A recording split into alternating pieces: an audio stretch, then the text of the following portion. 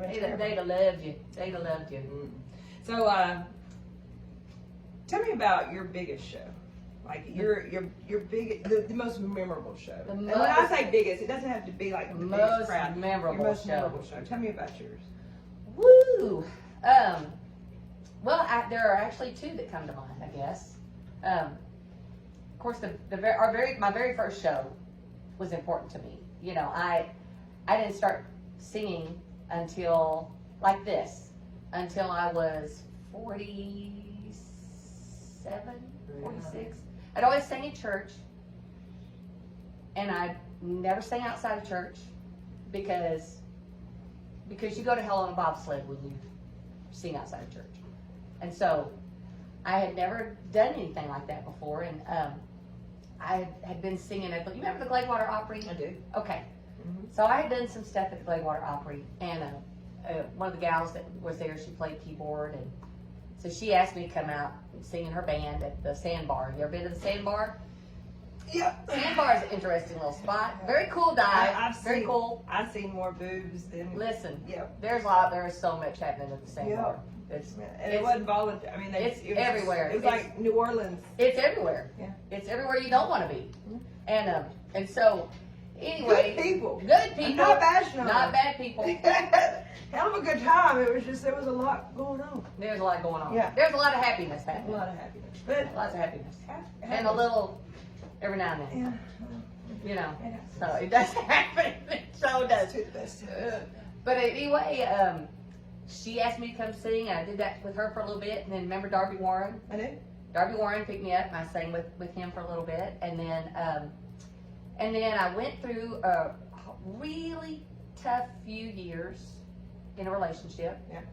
and ended up divorced, and met up with my honey, and which we had known each other. We had known each other for a while, but you know, kind of reconnected, and I told him, I said, I think I want to do singing again. So I was looking for backup. I was going to do backup again because you know that's what I do with Darby and harmonies and stuff. He said, no, if you're going to do this, let's do your own band. And I was like, oh. And all I could think of was, I don't know nothing about fronting a band. I don't know anything. But I was willing to give it a try, and somehow we stumbled into these great guys.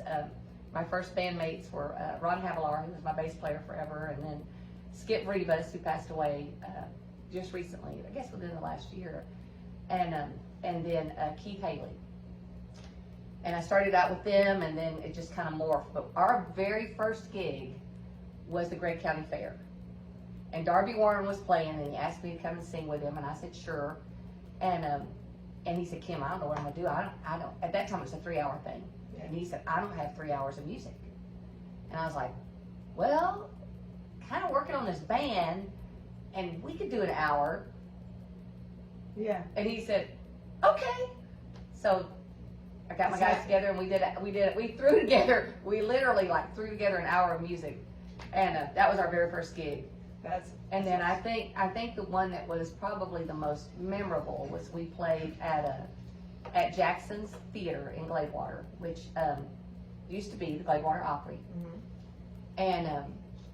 And I think the thing that was so neat about that particular venue was it's a stage. I mean, there's no pool tables, there's no machines that you play games on. It's like people that are there just to hear you. Yeah.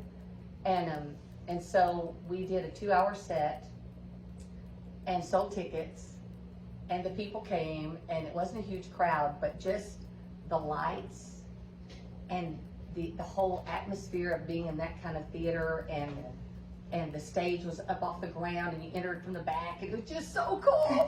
And all I could think of was, oh my God, I want to do this again. So, and that was just a really, really neat experience for me, you know, just a really cool experience. You did.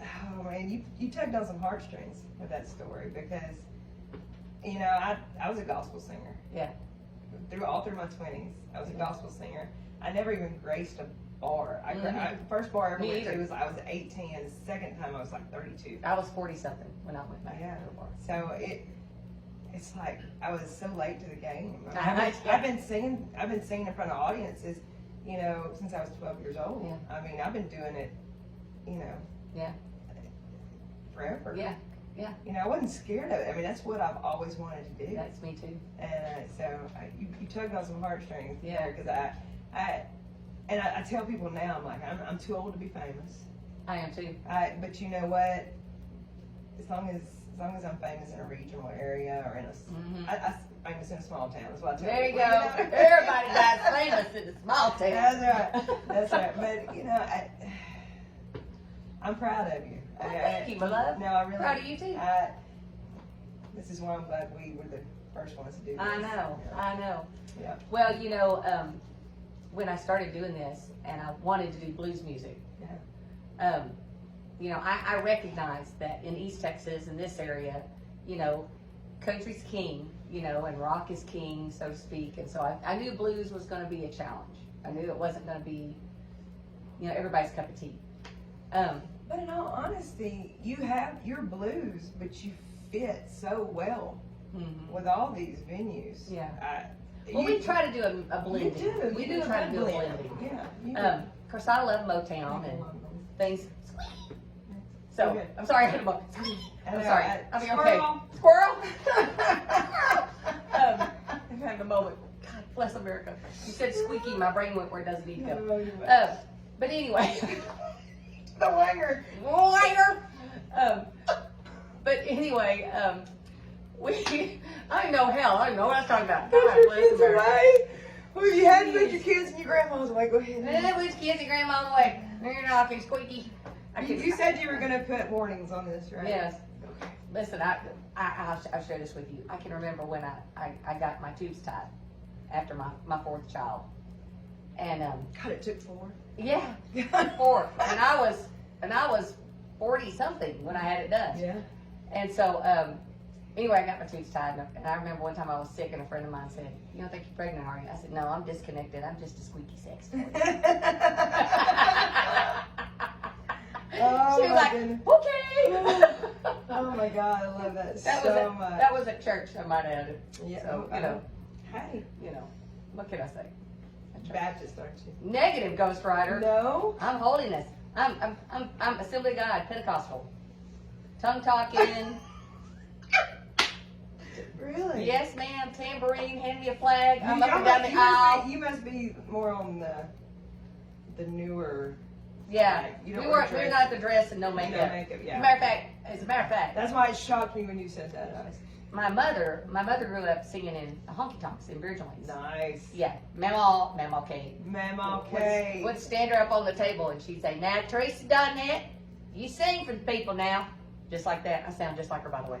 And so Mama would dance and sing, you know, country music. Not really dance, but do her little sway. But she liked Motown. See, Mom and I both enjoyed Motown. Yeah. And anyway, when I started getting into all this, you know, and I don't know where I was at because my brain left me. It's okay. But anyway, you know, you're so beautiful. No, Stop that. I'm looking. I can't look at She's you. got her leather sound. That's a whole nother story. I'll tell you that in a minute. Anyway, I don't know where I was going. Damn, Heather. Are you talking about? What was I saying? Mama Kate. Put you on the Beer table. joints. Beer Put her on the joints. table. Yep. Sing songs. Yep. And stuff like that. And that was the end of it. I have no idea what I was going with. But your mom was your influence as far as Motown and Yes. blues. Yeah. That's Did what I your was mom going to say. sing? Did your That's mom what I was sing? going to say. That's where some of that came from. Is Yeah. because Was your mom a singer? she was. Yeah. She opened for Willie Nelson and Ray Price back in '68. No. You know, my favorite concert I've ever been to was Ray Price. Really? It was about 6 months before he died. Wow. I mean, in that time frame, it was within that year before he died. Wow. Yeah, no, it was. He walks out on the stage in his little sparkly suit. Yeah. He's so feeble because he's had cancer for a long. He'd been battling Yeah, cancer for a while at that point, and he waddled out on the stage, and he sits down on the stool, and you're thinking, oh, bless his heart. Yeah. And he's so feeble. Yeah. That man started singing. It and was like, it's yeah. like he came right off the radio. Yeah. And then when he got to the very last song, he did Not Laugh. Oh, wow. And in that big note at the end of Not Laugh, Mm-hmm. you could see that little frail body take this Big old breath. from his toes